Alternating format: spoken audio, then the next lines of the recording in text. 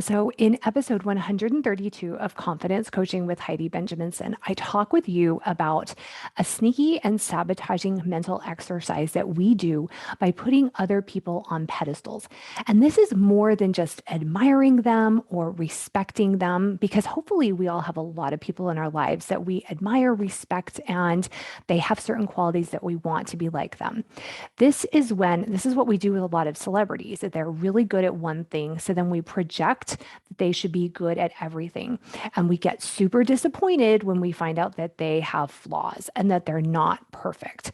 Now, I talk all in that episode. Make sure you listen to the episode about what all of the dangers are when we do that. It's a very disconnecting one. It's a way to really sabotage relationships because other people do not want to be seen as perfect. They want to be seen as humans. The only people that want to be seen as perfect are narcissists, and you want to run as fast as you can away from that. Okay, so what can happen in our personal relationships? And I told you in that episode, I wanted to give you some tools as to what to do when other people, either they're putting us on a pedestal or they're really throwing their insecurities at us. They see something that we're really good at, and it's kind of it becomes really icky to be around someone that is feeling super insecure and is maybe says something. Let's use an example that they have come over to your house and you've made a nice meal, but then you burn something for dessert. And they say something like, oh, I can't believe you would burn something for dessert. Like, you're so amazing. I can't believe you would ever do this. Now, in some ways, they try to pull it off as joking, but underneath all of that, there usually is this, it's more than just the teasing.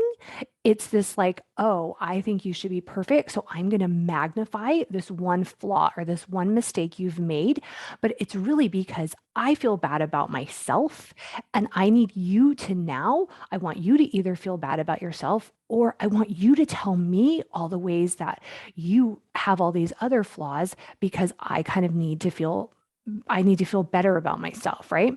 So I want to give you some ways in those situations because first of all, it feels really icky inside of us when someone is kind of throwing all that at us. They're pointing out our flaws and again, it's in this magnified sense and it's usually in this sense of like, well, you would never do that. I've never seen your house messy or your kids would never make that mistake. Your kids are perfect, kind of things like that. Again, we have to center ourselves because it feels terrible inside. We have to center ourselves and remember this is about that person. It's not about me.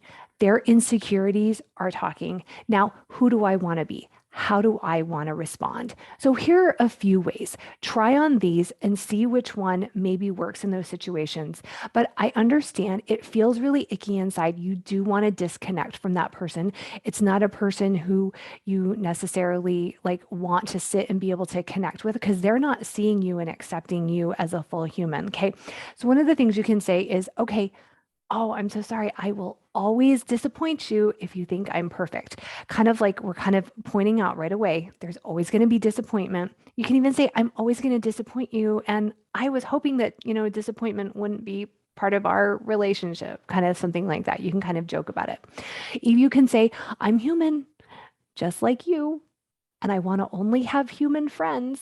So I was hoping this friendship will work out, but maybe it won't. Again, like if they're going to throw some of the teasing at you, you can throw it back, but make sure it's always in kind of a loving way.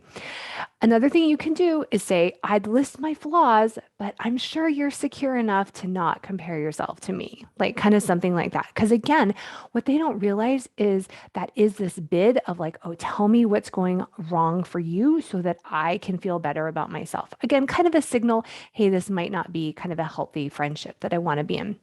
Another thing you can say, oh, I accept and love you as a human. I hope you'll see me as one too, right? So we're kind of right away, we're not even talking about the thing that they might be mentioning that they feel really bad at, that they see you as being really good at. Again, kind of saying, oh, like, we're in this friendship for loving and accepting, not for comparing. Okay. And then the last thing you can just say is, oh, I'm so sorry you feel bad.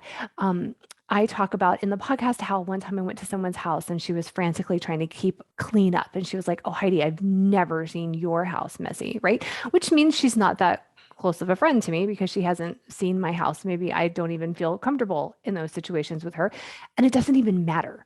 My house has nothing to do with her. This was all about her feeling bad about that too. So in that case, I didn't really handle it that well, but I wish that I had kind of stopped because it felt super icky inside of me. And I was like, oh, I'm so sorry you feel bad about your house. How can I help you? Because that's what it was clearly all about.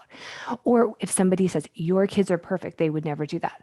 I'm so sorry that you're, not feeling good about what's going on in your home. How can I help you? Right.